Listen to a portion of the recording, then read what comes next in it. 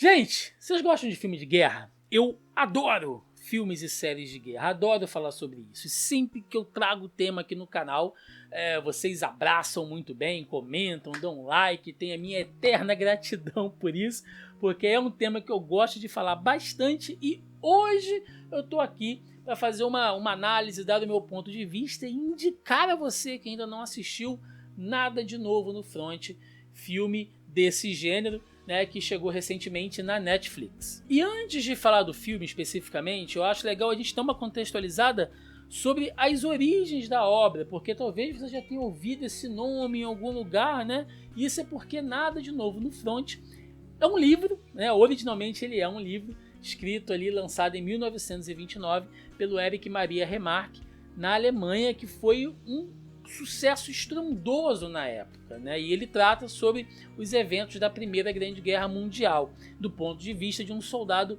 alemão. Então é realmente algo diferenciado. Se a gente for pensar, né, hoje em dia a gente tem aí um cardápio, digamos assim, imenso de ofertas de filmes e séries baseados em guerra, mas quase tudo, se a gente pensar, né, boa parte, né, não vou dizer quase tudo, mas boa parte, a gente pode colocar ali mais de 50%, é focado na Segunda Grande Guerra Mundial, o conflito entre os aliados lá com o eixo, os nazistas e tudo mais.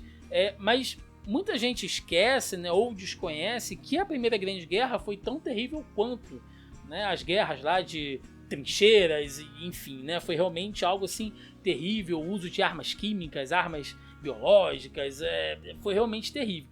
E muita gente esquece disso e temos algumas boas obras sobre isso. Recentemente foi lançado aí em 1917, que é um filme excelente, né? Concorreu ao Oscar aí também, enfim, que despertou a atenção e o interesse de algumas pessoas para obras baseadas na Primeira Grande Guerra. E Nada de Novo no Front é exatamente sobre isso. Por quê? O Remarque, ele lutou na Grande Guerra. Em 1929, ele lança esse livro que mistura experiências dele, tá? Experiências dele no front alemão e também um pouco de romance, né? Ali de adaptações, de liberdades criativas para contar a história do ponto de vista de um soldado alemão passando por tudo aquilo ali, a vida dentro daquelas trincheiras imundas, sujas, a fome, a doença, tudo aquilo que os caras estavam passando enquanto cruzava bala e bomba o tempo inteiro.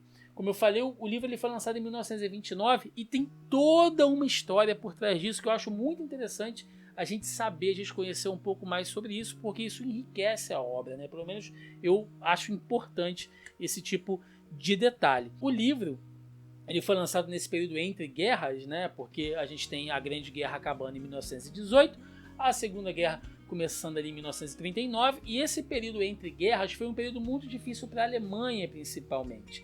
E o livro do Remarque, gente, foi um sucesso assim estrondoso na época, porque ele vendeu uma tiragem de quase assim 500 mil de cópias.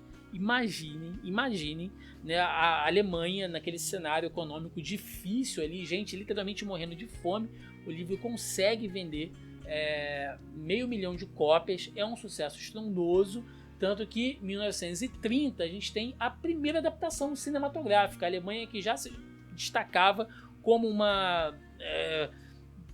não vou chamar de potência, né? Mas ela já se destacava ali na sua produção cinematográfica na Europa, né? Eles lançam um filme em 30, o filme que precisou, gente, de todo um rolê para sair e teve muita coisa por trás disso. O filme ele precisou ser autorizado pelo Conselho Supremo de Censura, se eu não me engano, acho que o nome é isso. O Conselho Supremo de Censura alemão, ele precisou aprovar para o filme sair. E quando o filme saiu, concorreu e venceu ao Oscar do ano de 1930. Você pode dar uma pesquisada aí, se eu não me engano, ele venceu o Oscar de melhor filme e de melhor direção. Tá? O filme, logicamente, é em preto e branco, enfim, né? Ele é um filme com a cara dos anos 30, mas é um baita filmaço, aclamado aí por todo mundo que estuda cinema e tal. Em algum momento, a galera vai estudar e vai falar sobre esse filme, porque ele é um dos grandes clássicos da história do cinema. E o lançamento dele foi conturbado. Por quê? Porque a exibição dele inicial foi num grande teatro na Alemanha chamado Mozartsaal. se eu não me engano. Não vou gastar aqui a minha pronúncia de alemão, né? Vocês me perdoem aí. Mas o lançamento foi num grande teatro com toda aquela pompa, né? Enfim, e foi um sucesso. Os jornais da época aclamavam, a crítica elogiava que o filme era tão bom e magnífico quanto ao próprio livro do Remarque, né? Que era um grande sucesso. E aí o que acontece? Na exibição seguinte do filme, né, casa cheia, casa lotada, bombas de fedor, né, de mau cheiro e uma enxurrada de ratos foi liberada dentro do teatro. E aí foi um caos, né, a correria, gente pulando pela janela, é aquela coisa, né, criança de colo correndo, cadeirante pulando a janela, né, foi uma loucura, porque fedor, um ambiente fechado e rato para todo lado foi terrível. E aí o que se descobriu? O partido nazista, na época, ainda, né, como partido nazista, não naquela ascensão, como a gente vai ver alguns anos mais tarde, eles eram contra o lançamento do filme do Remarque. Por quê? Porque eles consideravam que o livro já ele fazia uma espécie de desserviço ao espírito alemão no sentido de reconhecer aquela derrota que foi. Por quê? A derrota da Alemanha na Grande Guerra Mundial, ela não só foi muito... ela não só causa um grande prejuízo econômico e de vidas, né, como uma perda de vidas imensa, mas também ele coloca a Alemanha numa situação diminuída perante as outras nações, né? A Alemanha perde os seus territórios ali para uma parte da França, Polônia, né? Você tem uma divisão ali. A Alemanha, ela não só sai derrotada, como ela sai humilhada, de certa maneira, do final da Grande Guerra. E aí vocês podem dizer, né? Thiago, mas ela perdeu, ela fez a guerra e tal. Gente, mas tem vários contextos. Guerra nem sempre está todo mundo certo ou todo mundo errado, né? É muito complexo falar sobre isso. A grande verdade é que a forma como a Alemanha teve que assinar ali os seus tratados de Versalhes, isso prejudicou muito a Alemanha e feriu muito o espírito alemão, né? Essa identidade nacional alemã saiu muito ferida desse conflito. Tanto é que isso foi usado pelos nazistas, inclusive esse clima de revanchismo, essa coisa da pátria forte que tinha que voltar a ser a Alemanha adiante, foi muito usado pelos nazistas e por Hitler para enaltecer, né, tudo aquilo que a gente vai saber onde vai dar um pouco mais para frente. Mas aí eu tô saindo muito aqui do assunto do filme. Mas só para vocês entenderem por quê? Porque o livro, ele reconhece essa coisa, né, de que a Alemanha lutou, mas ela perdeu e precisou ser assinado aquele tratado porque ninguém aguentava mais. A gente via ali alguns oficiais alemães na época que não queriam dar o braço a torcer, que não aceitavam aquilo e forçavam as tropas ainda a marcharem para a morte praticamente certa, né? Isso mais tarde foi reconhecido. Então os nazistas não gostavam disso. Eles não gostavam de um livro que tocava naquela ferida. Então, na época, né, nessa exibição que eu falei, eles fizeram esse atentado, digamos assim, para minar a exibição do filme, e aí começaram diversas outras críticas, outras manifestações, né, contra a exibição do filme, e aquele mesmo Conselho Supremo de Censura que deixou que o filme saísse, condenou o filme, falou que não ia mais sair, né, e aí, anos depois, descobriu-se que quem estava por trás desse atentado, né, quem chefiou, quem organizou tudo, foi ninguém mais, ninguém menos que Joseph Goebbels, né, o ministro da comunicação ali, o homem por trás de toda a comunicação do partido nazista de Hitler, que na época ainda era o líder distrital do partido nazista. Ele era um cara ali um pouco menor, mas já com influência suficiente, a maldade, a malícia suficiente para fazer esse tipo de coisa, mostrando a genialidade maligna do Goebbels a fazer esse tipo de coisa. Mais tarde, né, o filme acabou saindo em outras versões, o Remarque teve que fugir da Alemanha durante os conflitos da Segunda Guerra, o livro ele foi classificado como propaganda judeu, né, anti-espírito alemão, e durante o regime nazista, né, durante o regime de Hitler, todas as cópias do filme e do livro foram destruídas na Alemanha. Mas anos mais tarde nós tivemos outras adaptações, outras tiragens, enfim, o livro está aí até hoje para quem quiser consumir. Então essa é a história por trás da obra, que tem o seu peso. E aí a gente vai, né, depois desse papo todo, desse trelelê todo aqui, que eu gosto bastante, eu imagino que alguns de vocês se interessem por esse tema também, vamos falar especificamente do filme agora, né?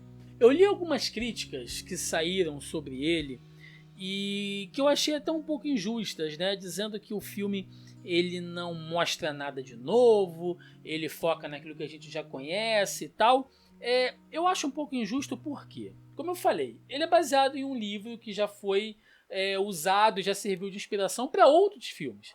Então, basicamente, ele tem como material original algo que a gente já conhece, né? Certo? Beleza, então isso é indiscutível. Segundo, ele não é exatamente um filme de guerra, tá? Como eu falei, ele mostra os pontos de vista dos soldados alemães dentro daquelas trincheiras. Então ele começa mostrando ali desde a motivação e a propaganda que o Estado alemão fazia na época da chamada juventude alemã, né, de que não, você tem que honrar os seus pais, isso vai ser muito importante, você vai lucrar muito, você será o cara que vai representar a sua cidade, a sua vila, a sua localidade, né? Você vai ser famoso, você vai ser popular entre as mulheres, você vai ser visto como um grande herói nacional alemão. Então essa era uma política usada para a juventude alemã na época para captar os soldados. Então o filme ele começa mostrando bastante isso, essa questão da manipulação, da comunicação, da propaganda de guerra, né? E depois como que esses jovens eles vão entrando e vão vendo que aquilo não é exatamente o que eles imaginavam que era, e mostra bastante a vida dentro e fora daquelas trincheiras terríveis. A fome, que a galera passava fome, a falta de equipamento que não chegava, chuva, diarreia, precisava, cara, comer qualquer tipo de lixo, tinha que às vezes invadir as fazendas ali no território da França, né, que é onde se passa exatamente ali o conflito entre o Estado alemão e a França. Então os caras tinham que invadir fazenda, levar tiro para poder roubar uma galinha, roubar um ovo, cara. Tem uma cena que eles conseguem pegar ovos, né, e aí na fuga que eles estavam roubando, né, de uma fazenda, os ovos quebram dentro lá da roupa do cara, dentro do casaco do cara, ele tem que beber o ovo cru de dentro daquele casaco, porque ele tá com fome e ele acha aquilo uma delícia. Ele, nossa, eu nunca comi algo tão gostoso, né? Você vê o cara imundo, sujo, magro, cansado, mas ele tá ali se deliciando com o ovo quebrado dentro do bolso dele ali, comendo ali tudo que ele pode, lambendo os dedos e tal, ávido e faminto, que é o lado ruim, é o lado triste de qualquer guerra, tá, gente? Não importa se é o alemão, se é o francês, não importa, cara. O soldado que tá lá, muitas das vezes, ele tá cumprindo algo que ele imagina que seja o dever cívico dele, tá cumprindo ordens, ele foi muitas das vezes obrigado a estar ali, né? Então é uma vida maldita, miserável, e o filme mostra isso muito bem. Eu, sinceramente, achei que o filme isso mostrou muito bem. E o filme ainda dá um pouco de destaque para a questão da assinatura do Tratado de Versalhes ali, mostrando como é que é o nome dele? Daniel Brühl, que a gente conhece aí como o Barão Zemo do filme recente lá dos Vingadores, enfim, ele tá na pele ali do Matthias Esberg, que foi um dos caras da comissão alemã que foi negociar lá com os oficiais, com os generais franceses, os termos de rendição da Alemanha, que encerra, né, o fim da Grande Guerra Mundial ali em 1918, que é o que a gente conhece como Tratado de Versalhes ou Tratados de Versalhes, já que na verdade foram assinados alguns tratados ali, mas não somente um, né? O filme realmente, ele não explica muito esses detalhes não, tá, gente?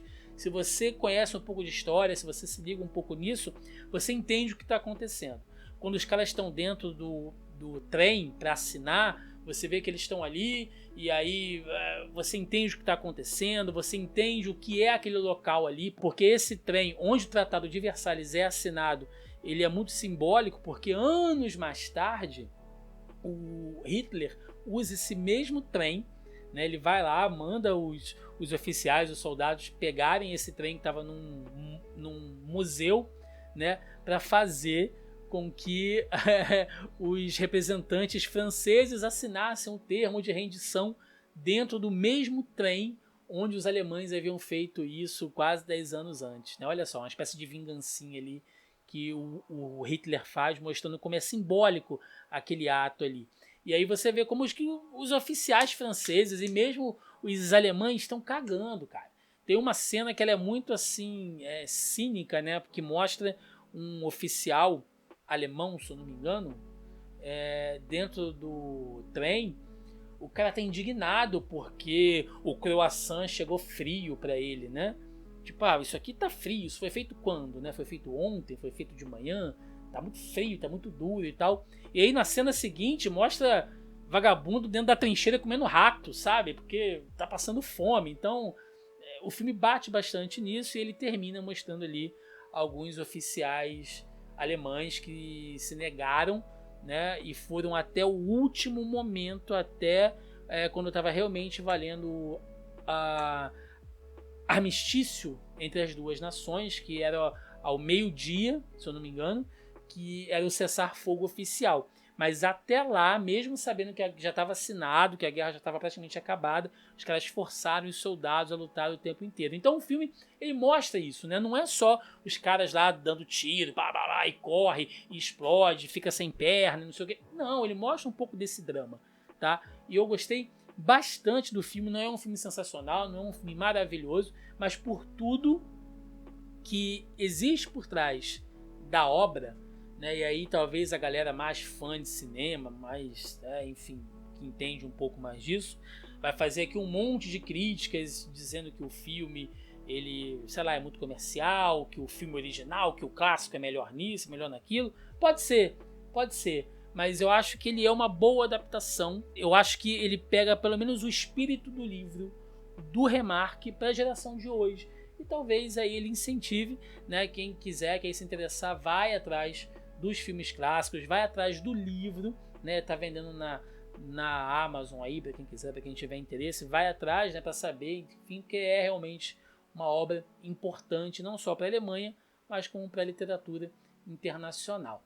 É isso, gente. Fico muito grato, né, se você assistiu o vídeo até aqui. Como eu falei, é um tema que eu gosto muito. Vocês me desculpem se eu me perdi, se eu divaguei aqui em algum momento. Vai lá, assiste o filme, depois volta aqui e dá a sua opinião, que eu quero muito saber. Vamos comentar sobre isso. E se vocês quiserem saber de mais filmes de guerra, mais filmes nessa pegada histórica aí, se for algo que eu saiba falar, que, né, que enfim, que eu acho que pode agregar alguma coisa aí, dar alguma dica importante para vocês, dá o seu comentário aí, tá? Dá o seu like ou dislike, o que você preferir, mas por favor se inscreva aqui no canal, que nos ajuda e nos incentiva bastante. É isso, eu vou ficando por aqui, até a próxima e valeu!